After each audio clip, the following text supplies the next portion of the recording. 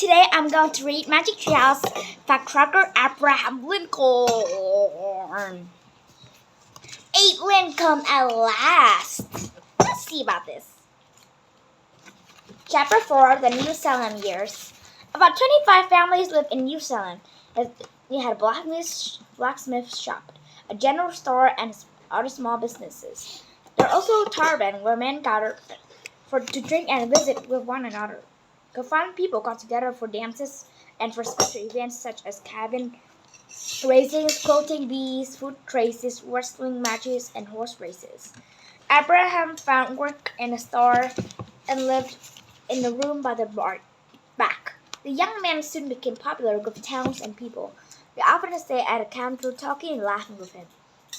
In addition to his stories and jokes, the newcomer also became known for his honesty and hard work. Once Abraham walked 6 miles to return money to a woman he overcharged by accident. Debating club. Like a lot of towns at this time, New Salem had a debating club. To debate means to pick a subject and argue opposite sides of it. For example, you might debate ideas about government taxes or how to fix the road, whether paper money would be better than gold coins. Whether the death penalty was right or wrong. All this appealed to Abraham and he joined the club. He will enjoy watching the debate. As the speakers finished, the judges chose the winner. When Abraham got up to debate, his friends were amazed. They expected some funny stories. Instead, they saw a skillful and serious debater. He won many victories. Abraham and the Clary Grove Boys. In Abraham Day, people often settled arguments with fist fights and wrestling matches. And the Clary Grove Boys were young men who were child. They lived in an area near the Salem called the Clary's Grove. The boys often roared into town to drink and fight. Everybody stayed out of their way. One day, a friend begged that Abraham to win the wrestling match with Jack Armstrong, the strongest man in Clary's Grove. He was said to be tough as leather, wily as a wild cat, and unable to be defeated. And Grace would boy back to Jack Armstrong. Abraham didn't like to fight, but he decided he would fight Jack Armstrong. A big crowd gathered. And it looked as if Jack was losing. The Clary Wolf boys started a big fight.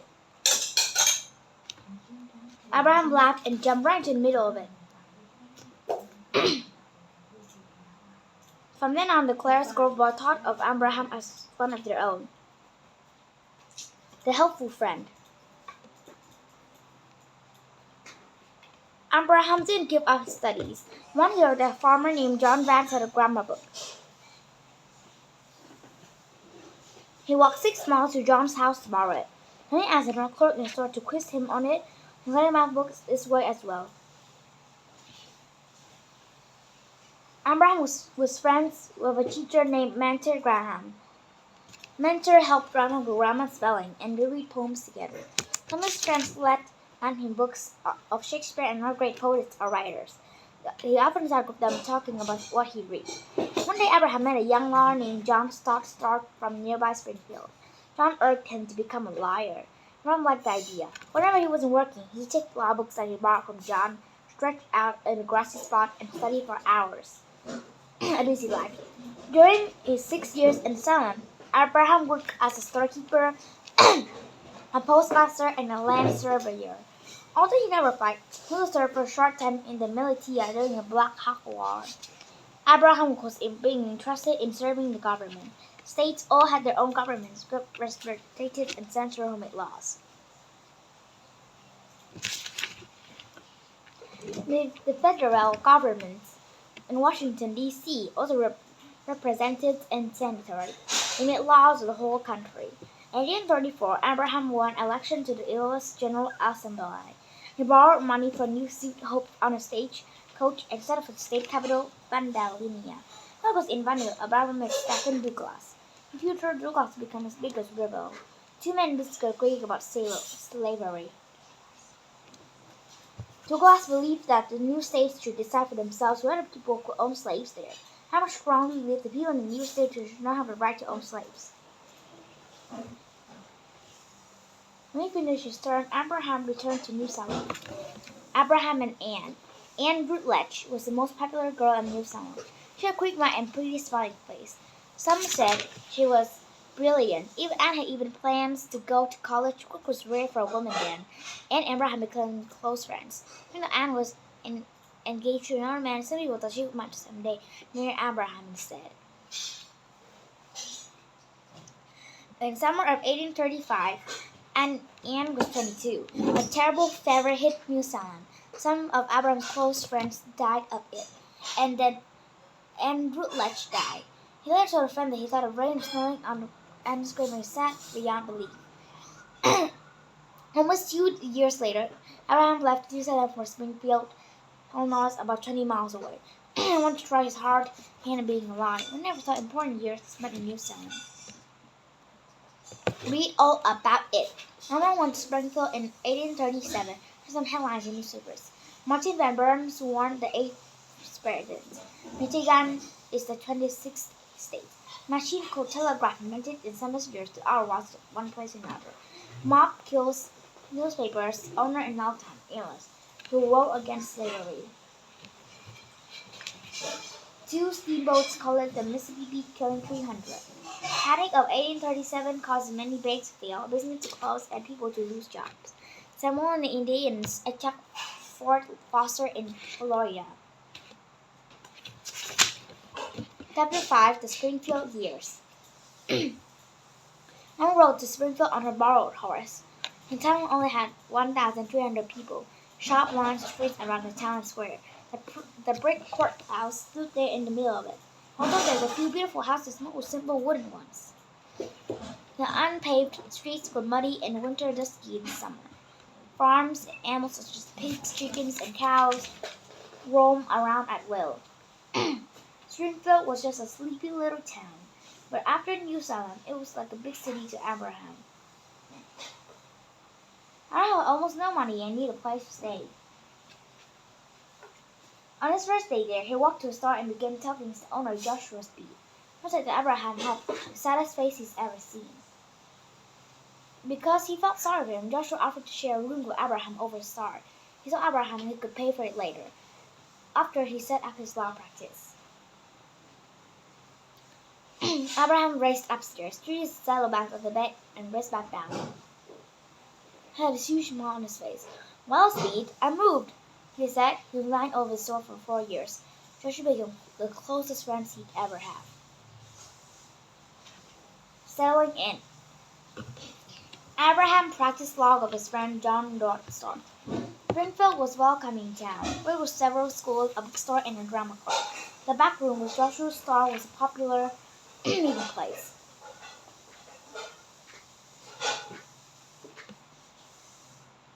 At night, Abraham and his friends sat by the fireplace to laugh, swap stories, and talk about books and discuss different ideas.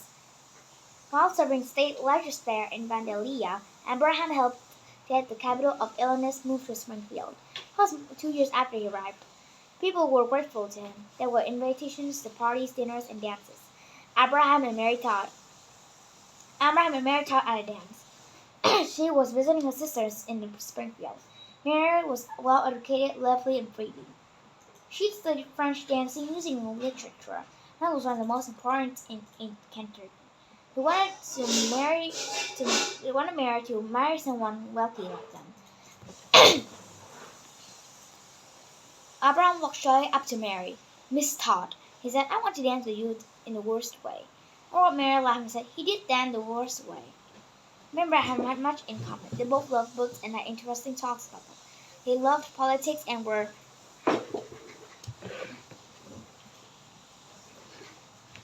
both against slavery. They also had many differences. Mary was outgoing of quick temper.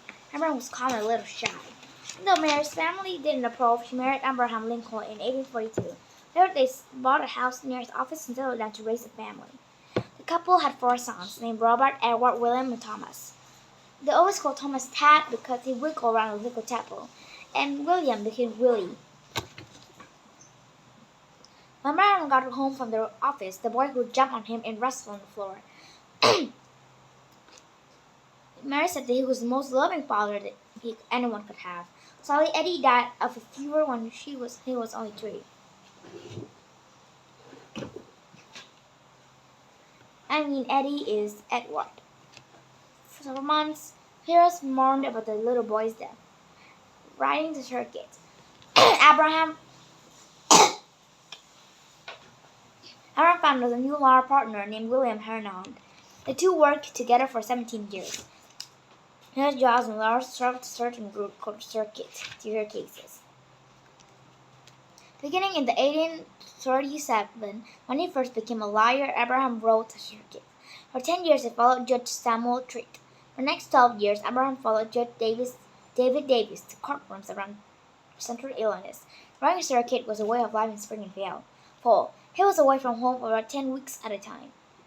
Abraham loved the prairies with their rolling grasslands. He loved meeting people in trading stores with the outlaws and townsfolk. Sometimes he even met freelance under trees or in taverns.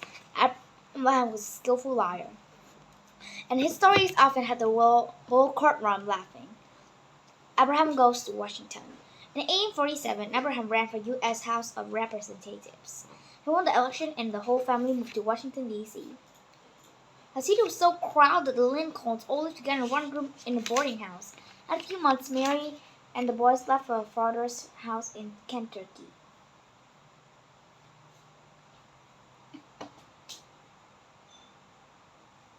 Soon Abraham was caught up in the business of Congress. He made speeches against plans to take over land in Mexico and help all candidates get elected. Hey,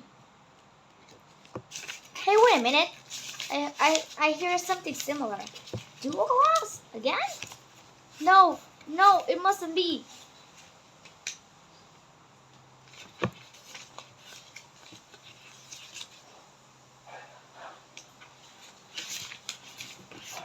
No way. Here. Stephen Douglas. Oh no. But Abraham missed his family badly. He wrote Mary that nights were lonely. I hate to stay here in this old room by myself, he said. This time he returned to his law practice in Springfield. Lincoln faced Douglas debates. Abraham ran for election against 1858. This time was for U.S. Senate. His rival was Stephen Douglas. Stephen Douglas was only 5 feet 4 inches tall. But there's people called him the Little Giant because he was short head, broad shoulders, and booming voice. Abraham and Stephen Douglas still disagreed about slavery. Stephen Douglas was firm that new states and territories should be decided in such way to allow slavery. Abraham's opinion was that states with slaves could keep them, but he felt strongly that new states and territories should be free. Abraham and Stephen Douglas decided to hold public debates to argue their different views. These took place in 7 different towns. Stephen Douglas was a powerful debater, but so was Abraham. Through the debates, people got to know Abraham and what he stood for. Stephen Douglas was better known, however, and he won the close election. 2 years later, Abraham again faced his old rival. In the 1860s, the Republican Party chose Abraham Lincoln as a candidate to be the 16th President of the United States. They ran against Stephen Douglas again and 2 other men. This time, Abraham won. Abraham's beard. Right before the election, the young girl wrote to Abraham and suggested that he grow a beard. No president had ever had one. Grace Bedell had even 11 years old. In her letter, she said that because his face was so thin, she thought he might look better with whiskers. He was sure that he'd get more votes if he grew a beard. And Grace asked that answer right away. Abraham wrote her right back. In the letter, he said that the word you could think was condescending to a real one, but he took Grace's ideas to heart.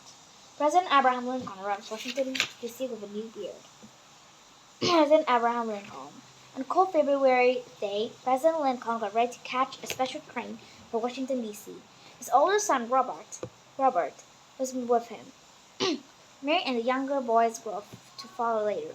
The president backed with his own trunks. New York, a Lincoln White House, Washington, D.C. Over 1,000 people waited at the train station to say goodbye. The president's eyes filled with tears and shook their hands. He told them how much he loved his town and how much they needed him. Then he boarded the train. He would never see Springfield again. Along the way, people lined the tracks out to wait and wish the new president well. The train speed through the night. President Lincoln saw his private car deep in thought. Now the United States were facing a very dark time. The White House. Lincoln found that his life in the White House was hectic. Had their own rooms. Was much of the buildings was open to the public and used for offices. The halls were jammed with people who dared to ask the president for government jobs. When the doors opened in the morning, hundreds pushed in to get a good place in line. President Lincoln said as many of them as he could. They don't want much, he said. They got but little. I must see them. After an early breakfast, he took a walk around the White House grounds. Then he went to the hall to his office. President Lincoln's office had a fireplace and two tall windows that looked over the South Lawn. From his chair, he could see Washington Monument, which was only half finished, and the Potomac River. They would have only early morning to late at night. The boys ran wild. Lincolns were easy-going parents. Ted was almost 8 and Willie was 10. The boys kept the White House on uproar. They raised the halls up and down the stairs. They even built a fort on the White House roof. When they were bored, Willie and Ted rang the servant's bell, and when they ate up all the strawberries that the cooks were serving for a fancy dinner. The boys loved being with their father. They often burst into cabinet meetings to call him important things. Ted always knocked on the office door with a special signal, 3 short knocks and 2 long ones. One time, a visitor came to the office and found President Lincoln pinned to the floor with 2 little boys on top of him. It wasn't unusual for President Lincoln to hold meetings with a boy or on doctor's lap. Todd often fell asleep on his floor beside his father's chairs, and the president worked late to the night. North faced south. President Lincoln faced a terrible problem. Tension had been building between northern and southern states for a long time. The two sections of the country were very different. The South now north had more cities and factories than the South. They also had more skilled workers and more wealth. The Southern had fared the who grew rice, tobacco, sugarcane, and cotton. Many were small farmers who worked the land themselves, or owned huge farmable plantations. Plantation owners depended on slave labor. Southerners feared that their voices weren't heard in Washington. They felt that the government was too powerful and taxed them unfairly. Others believed the states could make most of their own laws and facilities necessary to their survival. Things became so bad the Southern states began to vote for seats from or leave. The United States became a separate nation. So this end today is very bad, right? And I can't believe it does. The Civil Wars begin. It's South Carolina, the first in the 6 weeks, Mississippi, Florida, Alabama, Georgia, Louisiana. There's a city as well. So it's terrible and bearable. But you know what? They named the new nation the Confederate States in another 3 months. But now, bye and see you next time. It has been a too long day and I felt a bit